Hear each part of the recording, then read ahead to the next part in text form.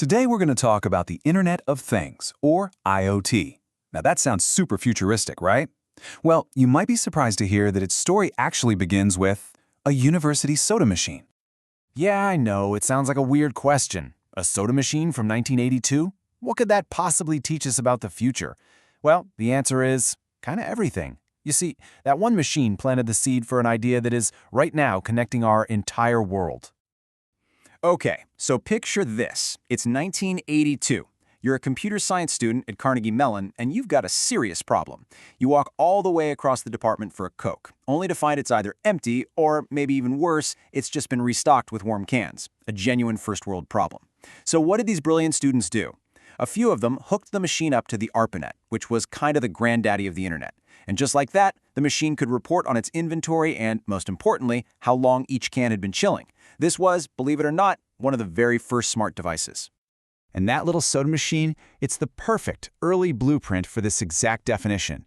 You've got a physical object, a thing, that's been given digital senses to understand its own state and a digital voice to communicate that data over a network.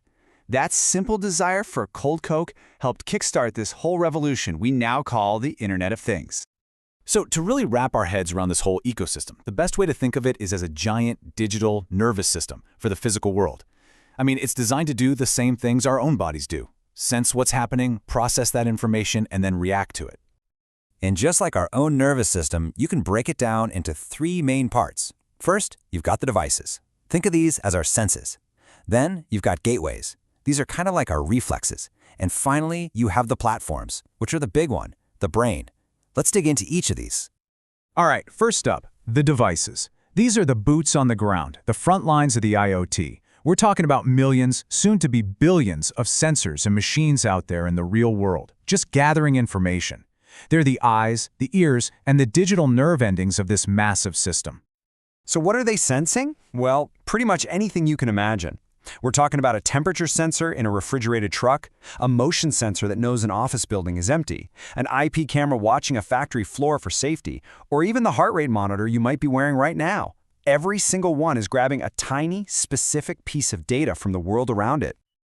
Okay, so you have all this data being collected. It has to go somewhere, right? But here's the catch.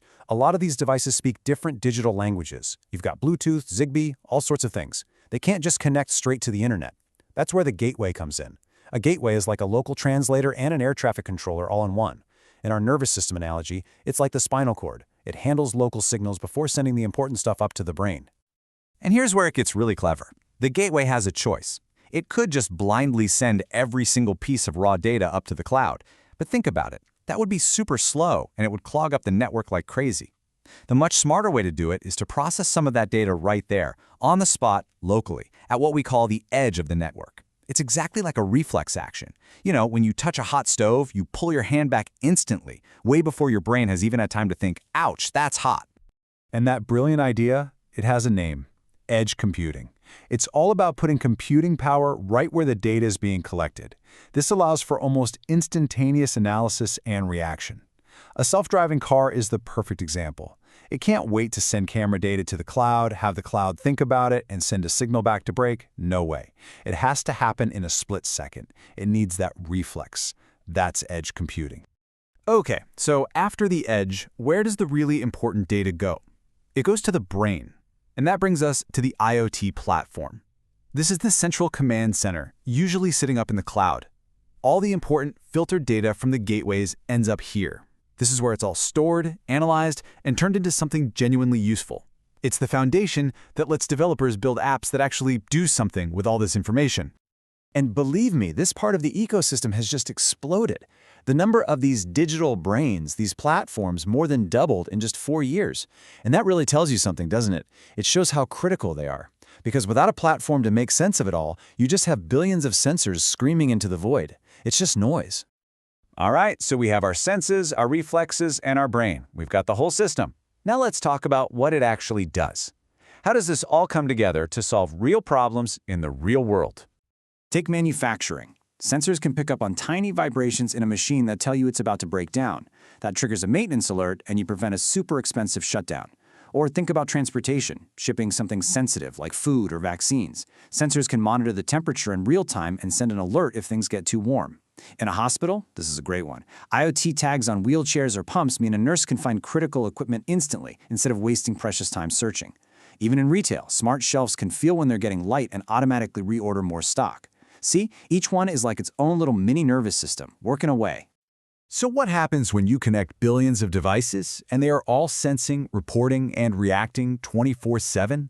Well, you get one massive, totally inevitable consequence, an amount of data that is just mind-boggling.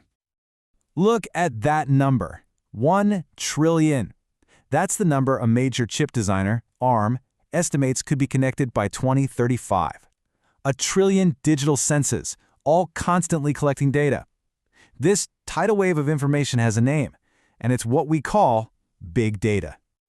And look, big data doesn't just mean a lot of data. It's data on a scale that literally breaks the old tools. You can't just pop this into a spreadsheet and make a chart. No way! It's so huge, so fast, and so complex that it needs brand new ways of thinking and brand new technology just to find the useful nuggets of information hidden inside. So to get a handle on what makes big data so big and so different, people usually talk about the 4 V's. It's a really handy framework for understanding what we're up against.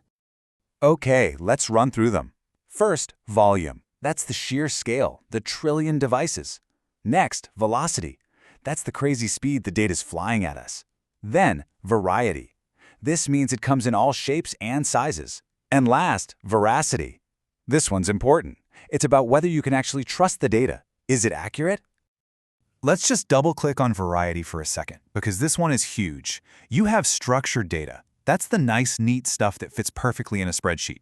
Think of a bank statement with a date, a description, and amount. Easy. But then you have unstructured data, which is basically everything else. A photo from a camera, a recording of someone's voice, a random post on social media. It's messy. And figuring out how to make sense of all that chaos is honestly one of the biggest challenges and biggest opportunities in this whole field. So let's tie this all together. Here's the big takeaway. The IoT is quite literally building a digital nervous system for our entire planet. The devices are the senses, the gateways are the reflexes, and the cloud platforms are the brain. And the language that this whole system speaks, the constant stream of thought flowing through it, that's big data. Think about it. We went from one single soda machine that just wanted to say, hey, the Coke is cold, to being on the brink of a world with a trillion digital senses. And that leaves us with one final incredible question to think about. Once this global nervous system is fully online and fully awake, what is it going to teach us? Not just about our world, but about ourselves.